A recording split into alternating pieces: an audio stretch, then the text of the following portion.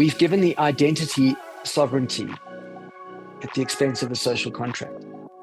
If an identity grows up raised within a good social contract, there's a chance that that identity will be healthier. What happens is we confuse the ego with the identity. And so the ego is a monster. It's not supposed to be given the rights of an identity. It's supposed to be identified during a healthy human development and then dealt with appropriately.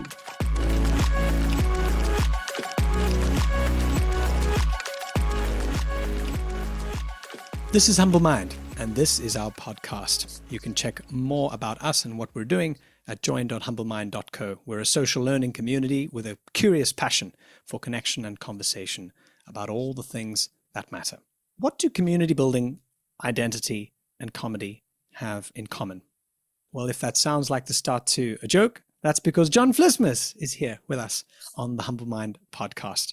So he's a very, very special person, as we'll no doubt see over the next sort of 60 minutes or so. He started out as a comedian and an entertainer, having an amazingly successful career in South Africa, gracing stages in and out of the country for over 2 decades. And then something changed. He changed tack. He decided to study business. Now he holds an MBA. And we're going to be speaking about all of the fun things that come with that learning, that transition in his life, and how him, who's now reinvented himself, John, as a trailblazer of connection, has been, blending his career in comedy, now also has been applying that into his expertise with community building and leadership. So he's the founder of OGO Creative. He also is a lecturer at Henley Africa, and he finds new and interesting ways to merge data, storytelling, research, and even comedy to help organizations and individuals rethink how they engage with the world around them. It's a conversation I've been really excited to have for a while. So John, welcome to the podcast. Thanks, Alex. Thanks for having me. Hello, everyone else. Did I kind of get that introduction right? That, you sort of started off in comedy and then you sort of made this big change? Yeah, exactly. I get all awkward when people read CVs, but yes, I think that was a pretty good encapsulation. I'll just dive in. I love dark comedy. I think it's something which is so necessary. It's enshrined in almost every decent constitution on earth of every country that's trying to make it be progressive. Art really has the right to shock, offend, and disturb. It's enshrined. I know that because I've had to go to kind of help to submit stuff to Parliament about hate speech. I've been found guilty of hate speech. I've defended free speech. We've had the hate speech bill kind of stopped from being rewritten. So I've loved it, but I don't know if the value resonates beyond a certain point. Comedy's great, but the moment comedians started becoming these kind of oracles of social truth, I got a bit like, it's not cool. I don't believe that. I don't buy it for a second. I think it's a very over-romanticized idea. The point of a jester is that he's not the king. That's the whole point of it. The moment the jester starts thinking he's the king, we have a huge problem. So when comedians are holding forth on, gender politics and things which you need to study, you have to research. You can't just be funny about them and that makes you an expert. So I call it the Woolies queue. I got so tired of hearing experts in the Woolies queue, South Africans telling me how the world works because I've done my research. No, you haven't. You haven't never written a dissertation. You don't know how hard it is to interview people and then follow ethically a path of extracting what might be true, at best might be true. So your 2 websites and your conspiracy theories and your born narrative, that you've been wired a certain way, it's just not a good enough filter, man. I want to, so much you said that there, which I want to get into, but I just want to drill down into what you said about the kind of the role of the jester.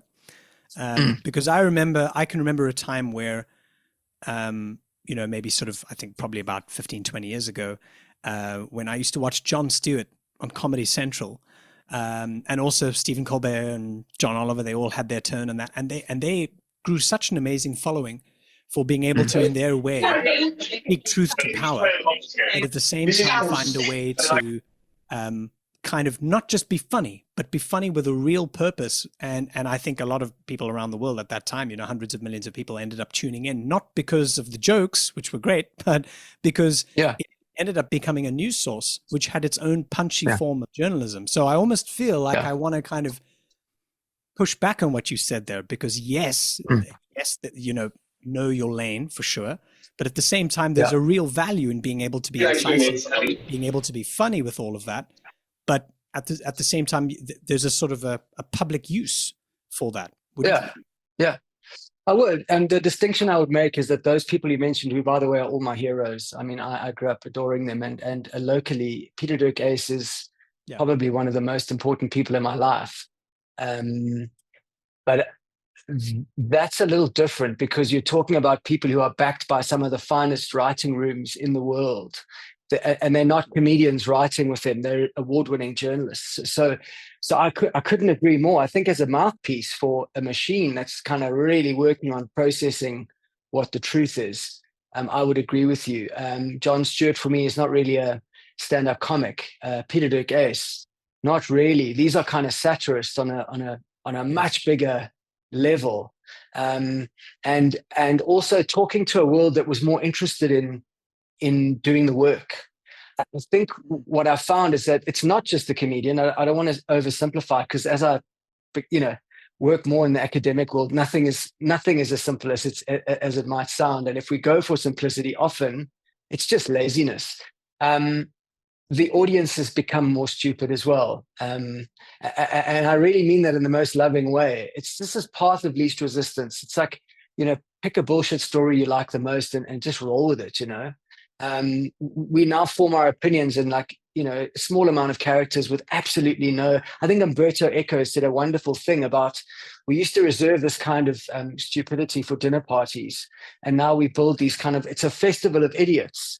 Online, because we give everybody who's claims an identity is now entitled to, it's enshrined that you have.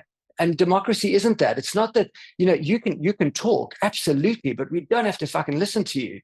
Like that is a whole nother thing. Discernment, it's hard to read a good newspaper. It takes work to read a great newspaper, and to get your news off Twitter or your opinions off Instagram. You can, but you're giving your brain the junk food. So I guess let's use the comedian as the canary, in the mine shaft. It's just a sign for me that I, as an individual, didn't want to do that anymore. I wanted to go and find out some truth for myself. So going to study in South Africa and interview people to find out why, for 25 years, when I went to corporate comedy briefings, I constantly, as someone who reads the room, I constantly met broken relationships in the boardroom, particularly between Black talent and white power, in a country that doesn't even acknowledge white power. It's not even discussed, because now we've had a transfer of power. It still exists, though. It's still there. And the cultures in the boardroom are still designed for a straight white male. And I say that as one. And I don't like the concept of toxic masculinity. And I don't like the concept that men are born wrong, because it's really, really hurting children. It's also equally dangerous and limited. But there's something there, and it's got to be investigated, and it's got to be looked into. And so I did it. I actually went and interviewed people at the coalface right now today. And I experienced the scattering of white CEOs when I asked for people to kind of talk to on that side of the fence, because they didn't want to acknowledge it. And then the first one who did, sent me an email saying he'd be prepared to do it, but could he sit with me on my topic?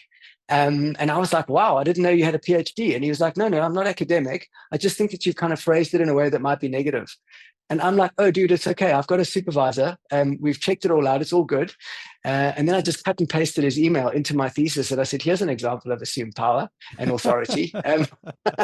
It exists. Poor guy. So what I guess what I want to say is that absolutely you're right. And I can't say that we tar things with one brush if I do it as well. So yes, I would agree with you that there are examples that transcend the issue that I kind of discovered for myself, I used a lot of stereotypes in my own work. I don't think I was doing much social good in that comedy. I'm not proud of it, especially my younger work when I was trying to please the crowd. Later, I think I grew up a bit as an artist, and I started to make demands on my audience. Um, I got there, but there were artists who did it from the beginning with absolute fearlessness. And I wish I'd been that brave in the beginning. And maybe that informed my decision as well. I wasn't proud of the work that exists that I've done. Maybe later, but I needed to try and atone for some of that stuff and find out more of the truth, and then maybe try and distribute that. That's very reflective of you, and yeah, it's admirable that you're able to look at that even through the lens of what you know now, and still kind of be forgiving to the young artists who you work. Because what do you know when you're 20 and you're trying to make it and you're trying to please audiences and you're trying to just get yourself out there. So that's, but at the same time you're holding yourself to account, which is useful. Did that sense of reflection come when you made the decision to kind of jump into studying business, or was that at another stage in your life? Like how did that come about? There was a combination. I think watching my dad die over 5 months was an incredibly reflective experience. There's a lot in that, and I'm not a victim. Everyone has to go through that, well, in different ways, but I'm not a victim of that. It's not a romantic story, because underneath that, I'm an addict and an alcoholic, and I was in treatment years ago, 2004, the first time, but I hadn't recognized other patterns in my life that were still there and not addressed. I didn't drink or take cocaine, which was my drug of choice. I still haven't for like maybe 18 years, but I definitely did other things. I started to realize that I was using people as a drug, and I harmed people in that. I think I behaved badly in my industry. I think I was I suppose in a way I was a gatekeeper, and that's quite a controversial thing to own, especially in South Africa. Being my age, my gender, my race. I mean, that's kind of, it fits the narrative quite well. But I was ultimately, and so I had to address all of those things, because I kind of recognized that I had never really cleaned up my act as an addict. So I needed to go back and address that. I have a long-running eating disorder that I never addressed. So my dad died. I went through quite a bad kind of a crisis. There are lots of people who lose people, who suffer terrible tragedy and never behave the way I've behaved. So I don't even want to blame it on, I think it'd be dishonorable to my dad to even, say that it was his dying that, I just recognized it, because I think watching him give up life, and my dad never got to do what he wanted to do, which was, he was a really good writer. And I read some of his writing that he never got to publish. And it was all he wanted to do. And by the time he got back to it in his life, he provided for us, and he was too tired to do what he was supposed to do. And I realized that I needed to quickly take action. And something I always suspected was that attention wasn't good for me. Given the way that I have been in my life, I have not treated it well. So to turn that tap off and try something else, and it was horrifying. It was like terrifying, because it's letting go of my own what I think defines me, and seeing what else is still there. And I have to say, it didn't go well in the beginning. It was really bad. All the bad defenses and the quick fixes, and because that's how I've behaved for decades.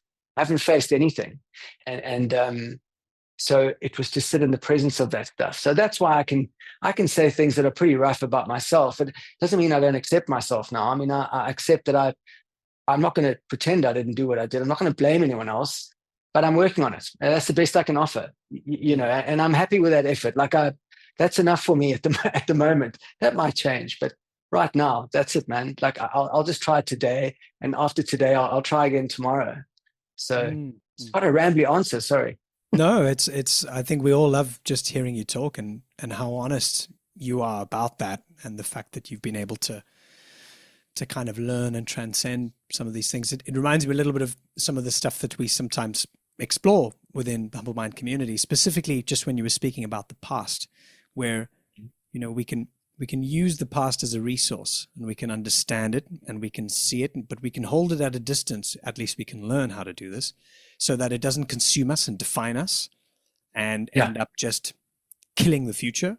But also it can still be that useful reminder, that companion that can kind of go, hey, you remember what happened last time? Let's not go down that road again, you know, almost like an advisor, a friend who has your back because it's seen, you know, it's seen the darker sides. Yeah.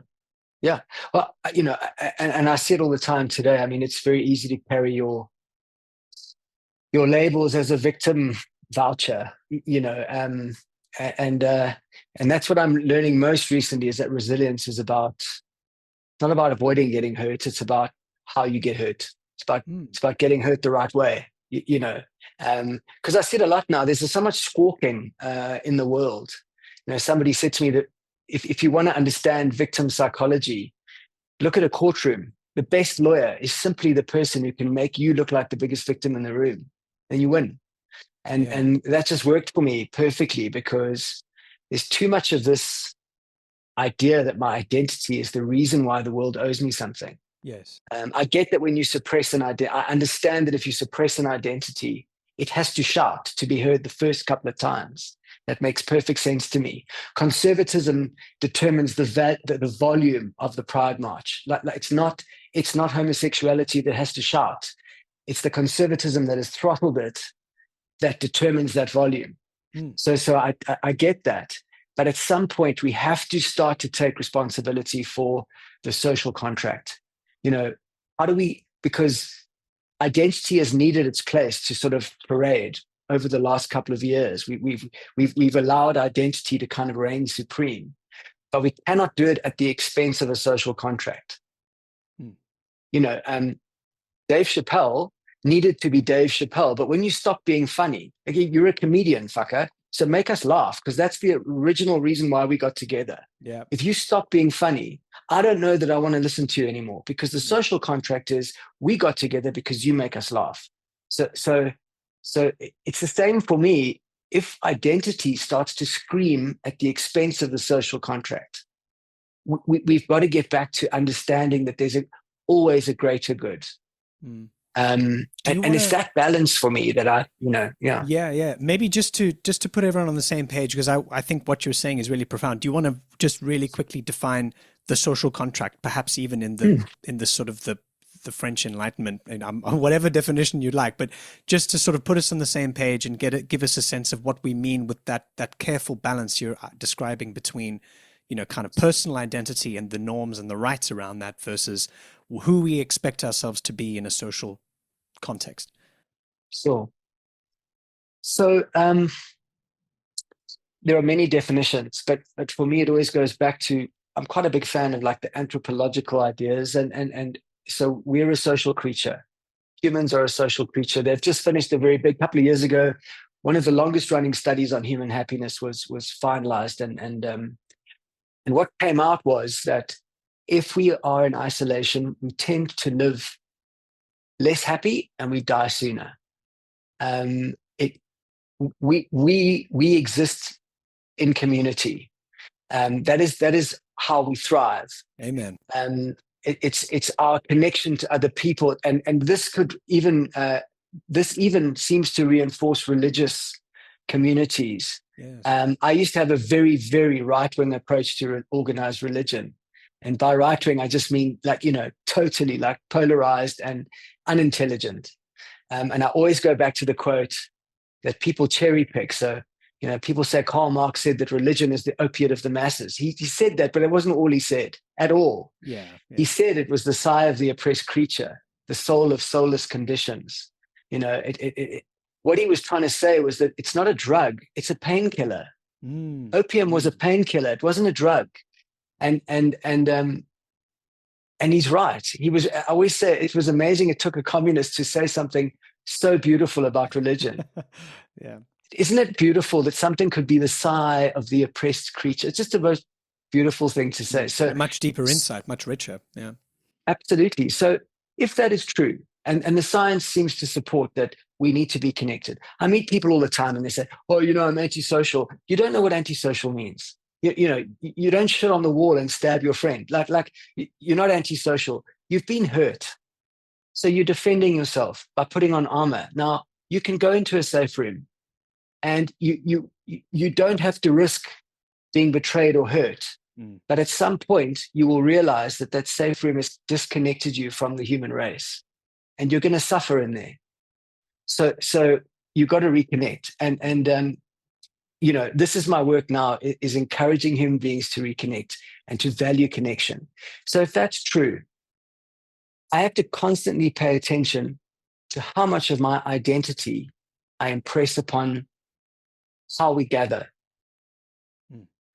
I need to make a decision. Is who I am as an individual more important than the spaces that we share? Can I align my identity to be nourishing to the space we share? Because that's what I think the social contract is. It's how we connect and gather. So we shouldn't kill each other. We shouldn't steal from each other. We shouldn't lie to each other. I have a very simplistic approach because I found a wonderful belief system where I only have 5 rules and I try my best to obey them. I can't kill anyone. I can't kill anything. I cannot lie. I can't take what's not mine. I cannot commit sexual misconduct, and I'm not allowed any intoxicants. And those are the things I try and do every day.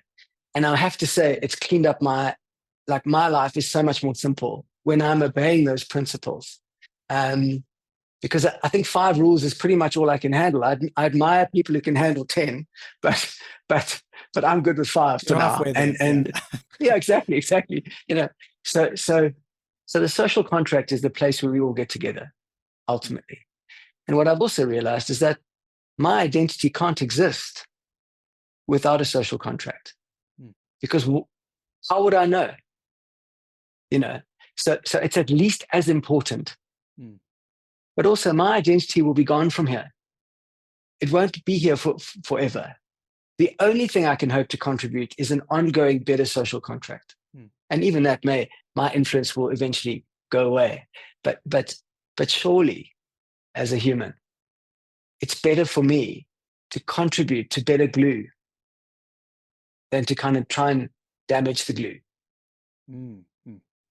I don't know if that, answers your question. It's beautifully said. And I like how you've kind of also, in a way, defined identity as well, which is sort of, it almost sounds as though you're defining kind of personal identity through the social construct where I am who I am because you are who you are, and there's a difference there. And so I can define myself differently from you, but because I can also see you as part of being reliant on the glue that I'm reliant on as well, and that I have a duty to uphold, to continue to use, we are somehow connected as well. And of course, that resonates on various deep levels, at least for me, I think, and that makes sense. Yeah.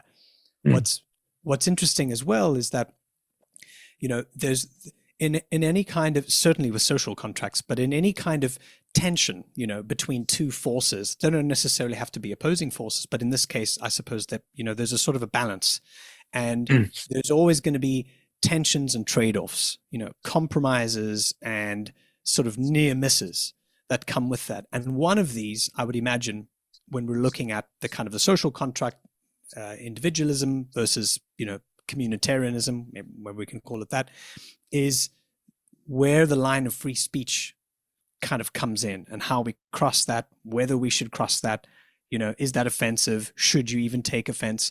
So that's obviously a whole library in terms of the topic, but just briefly, how do you see that in sort of through this lens, free speech? Well, I think I'm very lucky to live in a country which has got one of the most beautifully written constitutions in history. It's very clear in there, and I've had to understand it really well in some of my work and my own defense. but I think it's very simple. If I were to break it down, what we don't want to do is say things that will harm others. Okay, but then what we have to do is take responsibility for what harm really is, because offense isn't harm. That's a complete bullshit story. It's not about that. You have to incite actual violence. Okay. So if you decide that my words are violence, okay, well, fuck you. That's on you. Do you know what I mean? Because that's your own nonsense. Like I said, resilience is part of the community. So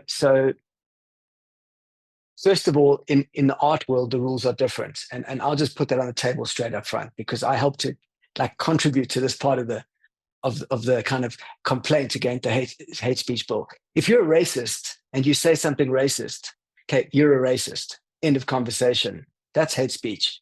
If you're a satirist using racism to lampoon racism, that's allowed, because it's an art world. Like, don't be a fucking moron. You all paid ticket money. You're all facing the same way. There's artificial lighting, artificial sound. None of this is real. And that's why we have art. So we can do things that normally scare us in a way that we can keep reminding ourselves that we're not in a scary place. We are just chewing through and testing ideas that need to be chewed on and tested. So art is supposed to shock, offend, and disturb, amongst other things. Obviously, it's not all harrowing. Some of it's just beautiful or inspiring or thought-provoking. But there's a reason why we create art worlds. So that's important. What I find strange is because we've handed sort of, moral, judgment to Twitter, and maybe not X so much anymore, but Instagram and these others that are not owned by, complete maniacs. We've changed the nature of discernment. So we've started to mix up sort of shock and trauma. They're two different things. Being disturbed is not traumatic. Trauma is a whole different thing. And we use that word like we throw it around, man, like it's anyone can claim to be traumatized now. And what is happening is we're removing the weight of it from people who are truly traumatized. Like we're taking it away from them, because now it's the word that kind of gets you out of jail. You can explain your offense. Like sometimes you're offended because you're a bigot. Like that's why you were offended. Actually, if you're easily offended, you're a bigot in some way or other. Because I should be liberal enough to say Alex is allowed to make some statements that may throw me off my kind of, my little perch. I should be able to be resilient enough to allow you that privilege. Because now, if you say the wrong word, you're fucked forever. But it's not even an intelligent decision. It's just so we can have something to throw stones at while we feel better about ourselves in the Woolies queue. And that's a crime. That's a crime. We can go online and we can cancel someone's life based on 2 or 3 poor decisions and go home and tell our friends how liberal we are. You're not liberal. You're a right-wing mob. Right. The virtue signaling. Yeah. So this then, I love how you describe that. And I think, it sounds perfectly valid. Then there's sort of the other side, which is almost this reaction to that, which I suppose you can call the kind of the woke layer of society, which is kind of in a way defining itself by those actions of kind of thought control and thought police and lots of Orwellianisms here, as those kind of sort of already loaded shock kind of responses to these things, which may be innocent or may can be reinterpreted in a way along the lines of what you said, but is automatically going to go right to the point of canceling you, or the point of sort of shadow banning you, all of these other things which are equally, I think, as unacceptable. Do you have a kind of a way of kind of looking at what we can call woke culture, or the woke way of looking at things? And is there an acceptable middle? Can it be something where we can return it back to equilibrium, like we were saying, the social and the individual earlier? I mean, you're describing a utopia. I suppose we could call it nirvana. It's what I'm aiming. Oh no, I'm not really aiming for nirvana, because I'm not part of that particular Buddhist tradition. But the enlightenment for everyone at the same time. That's the Mahayana way. It's so interesting that you should mention it, because I don't know if the left and the right wing. I don't really care that I have to distinguish between them. I think any form of extremism is just pointless. Like it's counter to what I would like. And the middle way, whether you describe it in the Buddhist way or whether you describe it as energized centrism, centrism with a conscience, it takes a lot of energy to be in the middle. And so academically, let's say, if I were to write a piece or a paper, it's my job to, number one, attack it critically before I publish it. I've got to take it apart. I have to point out limitations in my own work. I wish people would just take the time to establish a position like that before kind of themselves. Absolutely, because it's just such low-hanging fruit. And I don't know what the difference. I hear people saying that they wish Trump would die and get cancer and stuff. And I'm like, don't you understand that you are just, that's not good for you. Never mind, Donald Trump doesn't care. But I've heard like transgender activists asking for people to rape J. Rowling to death. I'm like, dude, you've lost us here. Like we're losing this battle. Yeah. There's no point. Why are you saying this? So I think we can call it woke, and then on a simplistic level, because it's woke, you're not allowed to say anything. Just to finish that Umberto Eco quote, what he really was saying was that experts are being still, and idiots are shouting. The people that we need to listen to are not saying anything, because there's this mob called woke, and it's the most like mobby, rabbly, anti-woke, whatever that is. It's just another Trumpy mob running around, just with a different flag. And, if you're beating a child to death with a pride flag or a Nazi flag, what the fuck is the difference? Like, it's ridiculous. It doesn't matter. And yet we, like you said, it's just easier to signal. It requires no training to jump on a team and join the march. But perhaps, I think there are a lot of people, just to not be sort of, catastrophize it. I'm encouraged by meeting so many more people who are genuinely trying to educate themselves, to educate other people, to encourage moderation, to teach centrism. Every leader that I try and use as an example in my classes is what I call an energized centrist. They understand inclusivity. And I suppose a good example is, I was talking about this yesterday in a class, is I know Viktor Frankl is often quoted, but to be able to develop compassion for your torturers is the ultimate humanity. Like what's going on in the Middle East is exactly, but what's going on in the Middle East is a tragedy. That's my whole conversation on that. It is a horrifying tragedy for humanity. Yeah, start to finish. Yeah. End of conversation for me. What you said. Your did you say, what was his name? Humberto Eco. Humberto Eco. Okay, Humberto Eco. Yeah. I've not heard of it before. What you said reminded me of a poem by the Irish poet Yeats, where it says something about the best lack all conviction, while the worst are all full of passionate intensity. Right? Yes. Where are all the good people? Where are all the leaders? We've kind of just got a bunch of assholes, doing the jobs that they shouldn't be doing. Yeah. Essentially. The center cannot hold. It's the center cannot hold. Exactly. Second coming. Yeah, beautiful. I want to drill down into what you said around kind of looking at individuals and groups. And it reminds me of something that another great comedian, George Carlin, once said. I used to grow up on George Carlin, so I just love, I've got so many of his shows memorized. And one of the beautiful things, once again, an amazing satirist, such a beautiful, intelligent man who was obviously shocking and crass and vulgar, but so intelligent and so incisive with what he said. And one of the things he says, I really hate groups, but I love individuals. And I think that's such a good way to see, what could be part of this third way you're talking about. And certainly something that I, am really working hard to sort of encourage and to spark with what we're doing with the Humble Mind community as part of our mission, is to sort of look at community building and kind of consensus building in a sense too, because we want this to have action, not in the form of groups, leaving the identity politics and the kind of the group identity pieces on the side, but rather sort of showcasing the will and the variety and the diversity and the beauty of individuals who want to get together, not because they're trying to be similar or they're trying to all kind of, rally behind someone else in the Woolies queue, as you say, but because they're allowing the sort of the uniqueness to show up in the best way. So I'm curious as to, kind of how you see that and how you take that, and what you think are some of the kind of the drivers or the levers of building communities that stick. Yeah.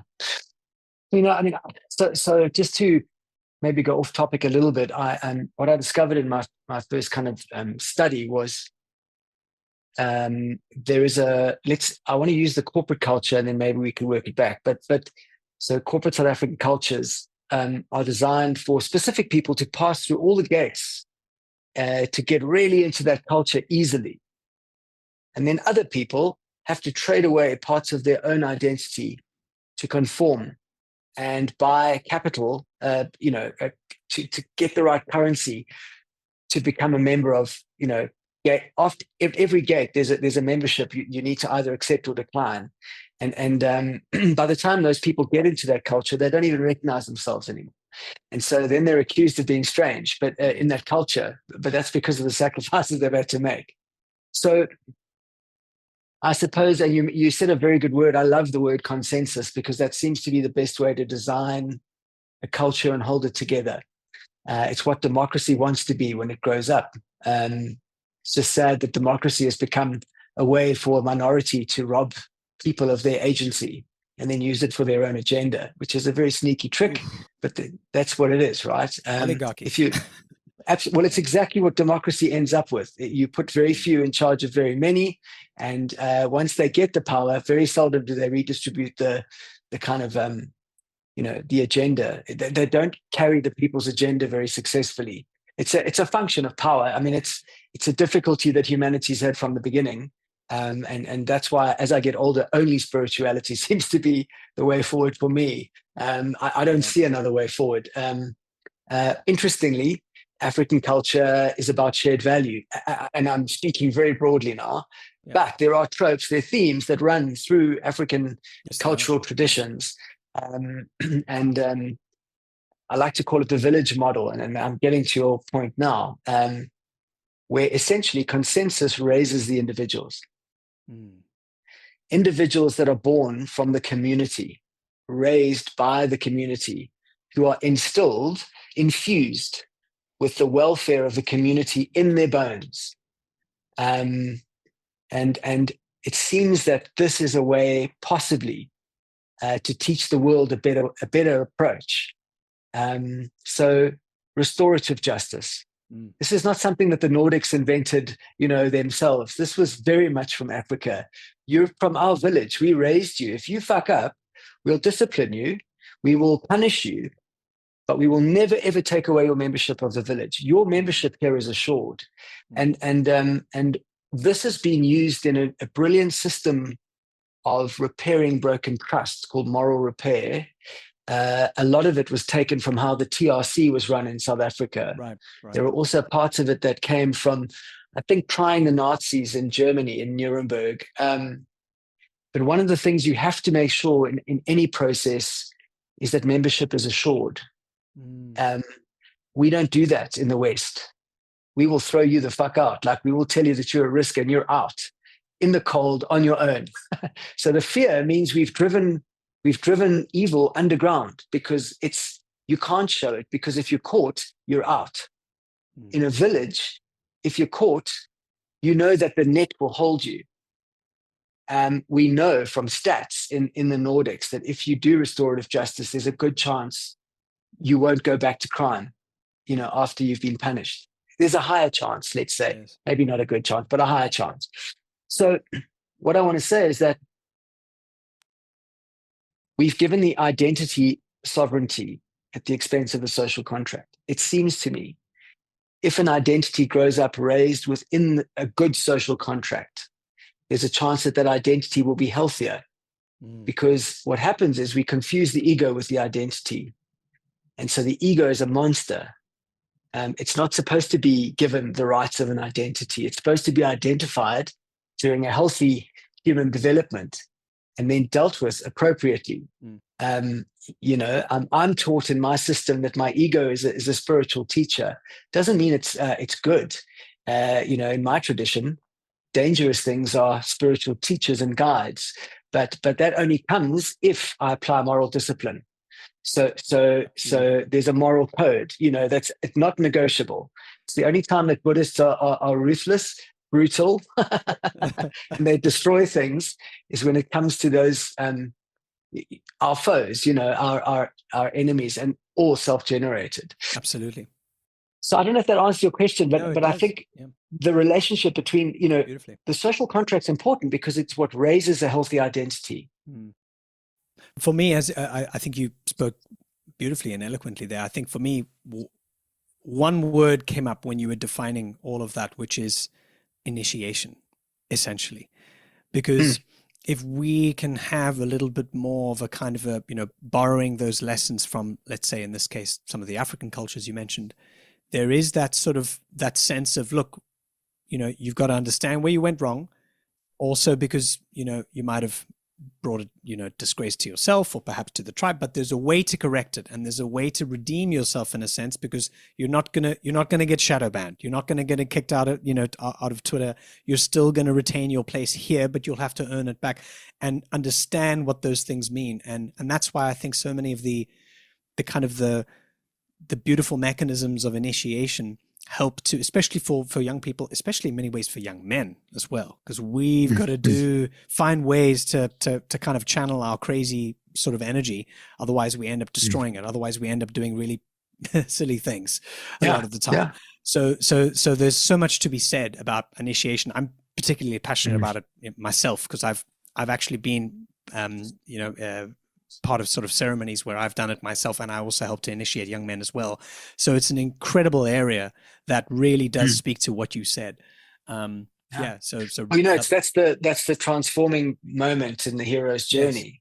Yes, exactly. And that's exactly. So I just don't know if we do that anymore, because we are so busy fucking giving children, reason to be afraid of gluten, and fucking telling them that they are, they're fucked all the time. They're either toxic or they've got ADD, or like we've just become so, I don't know, man. We phone at 8 years old to practice. We need risk.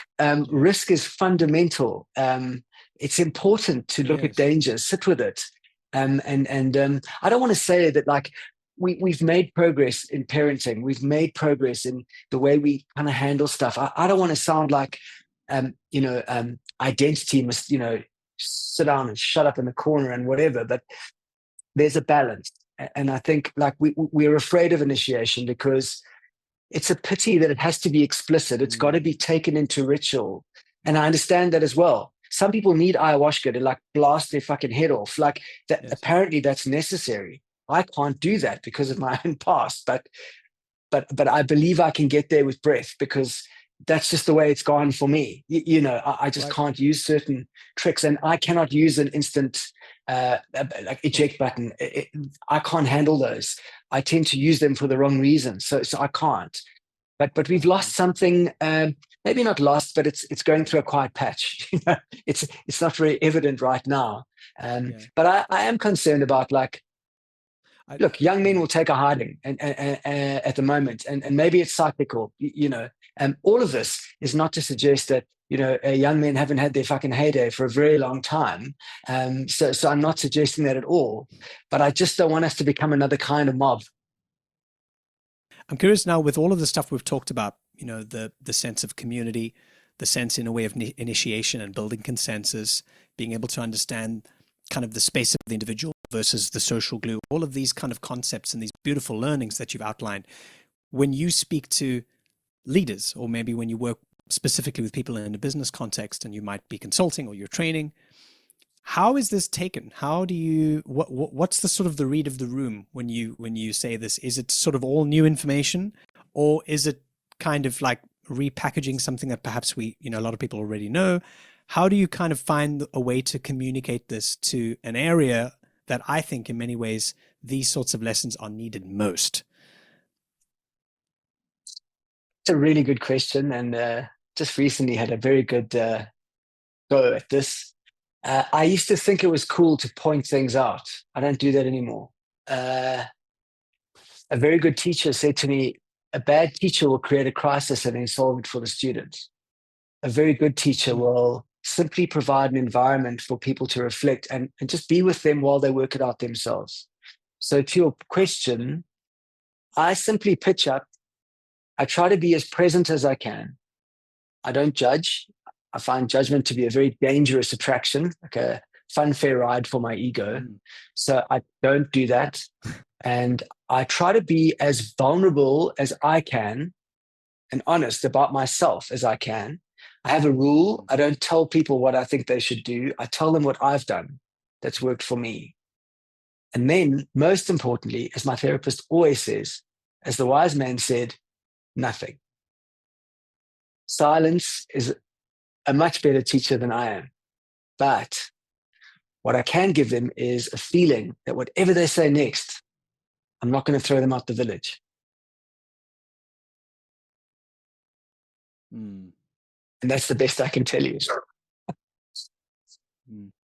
Beautiful. I love that silence at the end there. Yes, it's beautiful. Such good advice. Yeah. Rana, coming to you. Thank you, Alex. And John, wow, what a gift. Alex, thank you for bringing John into our world. From a global perspective, how can our voices, and as individuals and within the Humble Mind community, how can we show up unapologetically without shouting and holding that space? Good question. I'm so grateful you've come into my world. Thank you. Rana, you have no idea how these connections mean so much to me. Like this is what it's about, man. Yeah, it's just that we could, meet. We would never have met geographically, socially, maybe. Yeah, the truth just resonates, doesn't it? It's just some. I didn't come up with this. It just is. I wish there was no need for shouting. I don't know that that's possible yet. I think, Black Lives Matter, particularly to me,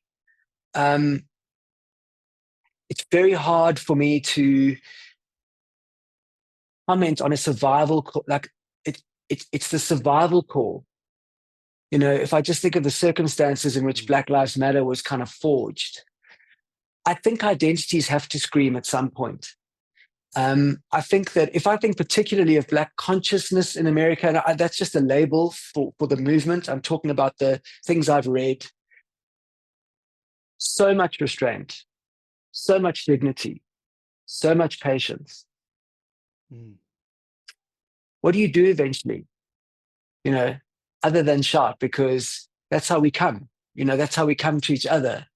It's just that I hope we work towards a time where it's not that you never need to shout. Sometimes there's an emergency.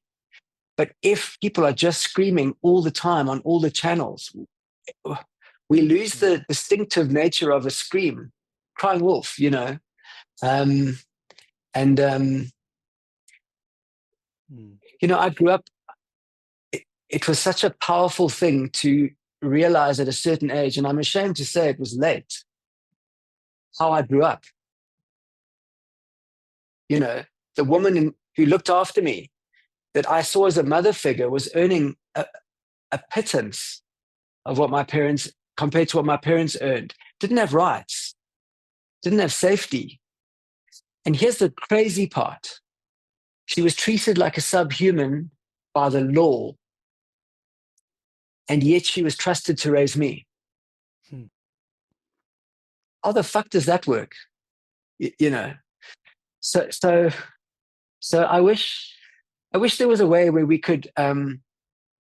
Somebody once said to me a brilliant thing. There are two things I want to mention. The one is that there's a very famous professor in South Africa called Jonathan Jansen. He's the rector of a university. I think he still is. But I was lucky enough to meet him, and he said, do I know that this country has been held together through all the volatility? We've never broken out in full out, violence, by the moral underground. And those are the people who haven't got money for food, but they refuse to go and loot and riot because it's against their principles. And they never heard, they never seen, but they are the glue. So that was just a really amazing thing. And I've forgotten the other thing, but I'm sure it was great. well, it's just to do with restraint and dignity. Oh, I'll tell you what it is. As a young man, when I met him, he wasn't so young, but as a young man, he owned a bottle store in a very small little rural town. He then progressed to become the CEO of the biggest stock brokerage in South Africa. And he spoke about something where he said, if everyone has something to lose, we'll all look after it. And his idea was to give every family in this country a title deed to some property. And his feeling was that would just calm things right down, because there's something in an economy based on dignity, an economy of dignity. And like, I really want to aim for that, but I don't think we're anywhere near an answer. I think that's a beautiful concept of the idea of an economy of dignity, where it's almost as though your dignity, your self-respect, your sense of fairness can be a currency. And I don't mean currency in a way that you can sort of cheapen it and commodify it, because I suppose that's always in a way a danger. You know, you end up kind of virtue signaling and it becomes a trophy in a way. And obviously that's not the point. But if there was a way to sort of operate where you could get things done, you could still have transactions between people, exchange, meaningful exchanges, because you need to buy apples, I need to get my tires fixed, even at that level where society can run, but without needing to sort of make whatever inequality there is a barrier to interaction. Because unfortunately, that's what we still work with, whether it might be racial inequality, certainly economic inequality. If anything, that's kind of only increased, certainly in South Africa as well. Economic inequality has only increased since the fall of apartheid, and so many places around the world as well. We've all seen those crazy statistics where, the sort of the top 50 billionaires in the world own more than the bottom half of the entire planet, more than 3 or 4 billion people. So it still seems so strange that, while we can kind of talk and have these conversations and have these spaces, which are definitely a step forward, we still have so many problems that are not kind of going unfixed only, but they're kind of in the background quietly getting much worse. And that's really hard I don't want to end our session on that. So I hope you've got a funny joke or a nice anecdote after this, John. But at the same time, there's something kind of fucked up there, and it requires change in a way that is sort of aggressive and kind of transformative enough that allows us to really think and do things differently, but also not enough to the point where it just throws everything into chaos. Because like you said, we've all got to have something to lose to look after it. But what about those people who have too much to lose? Then that also becomes a problem. I don't have a joke, but I refuse to allow one point of view to kind of be that. I'm not like, I'm going to say a word now, but don't judge me. I'm not binary. I don't believe in one picture because it's dynamic. It's constantly changing. We move through phases. So humanity just goes through phases. And for me, ultimately, it's really not here. But that's a conversation for another day. It's our resistance to things that teaches us. I want to try and be more accepting. But as I get older, I'm learning to stay with my resistance and spend time with it. That's my greatest teacher. My reactions to things. And perhaps that's a value, to my ego and to my identity. It's only by clinging to it that it hurts. Insisting on it, its separateness. Absolutely. That's the pain, right? I mean, that's not a new idea. That's the Buddha thousands of years ago. But the world goes through phases, and it's bigger than me. So to hang on to one problem, one case, one injury, do you know what I mean? Yes, for a time, learn something. we change. The world changes. We swing between a Democrat and a Republic America. We swing between an imprisoned and a free South Africa. It comes with its own horror. Freedom comes with its own torture, of people who don't deserve it. So it's this ongoing, I want to say circus, and I mean that in the most sort of visceral sense.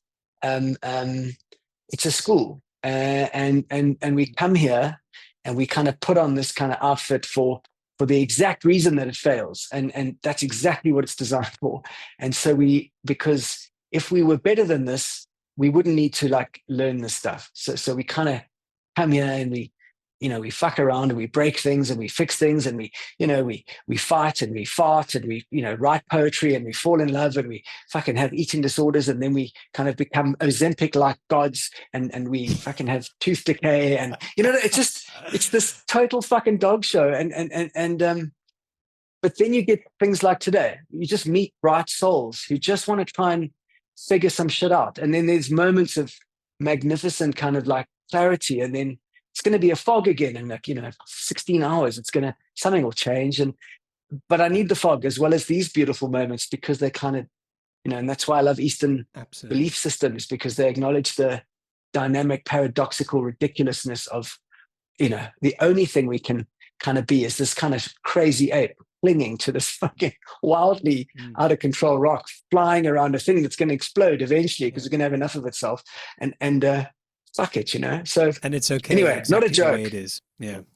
Yeah. Sorry, I couldn't do a joke. Sorry, it's been a while. No, that was so much better. John, I always knew you were cool, but I had no idea you were so awesome and thoughtful and reflective and kind and humble and extremely intelligent and creative and so with it. So it's been such an honor to have you with us. I hope we can have you again. Consider yourself an honorary member, part of our tribe forever. Thank you. As long as we're clinging onto this rock. So yeah, thank you for your time today.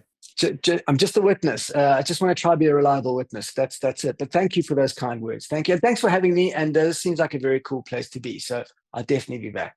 Thank you. Awesome. You're the man. Thank you, everyone. Thanks so much. Today. Thank you. Thanks, everybody. Thank you. Thanks for listening to this episode of Humble Mind. I hope you enjoyed it. If you're curious to take a look at our community, if you're not a member, you're missing out. Make sure you head to humblemind.co to check out more and to see what we're up to. I look forward to seeing you there. Until next time.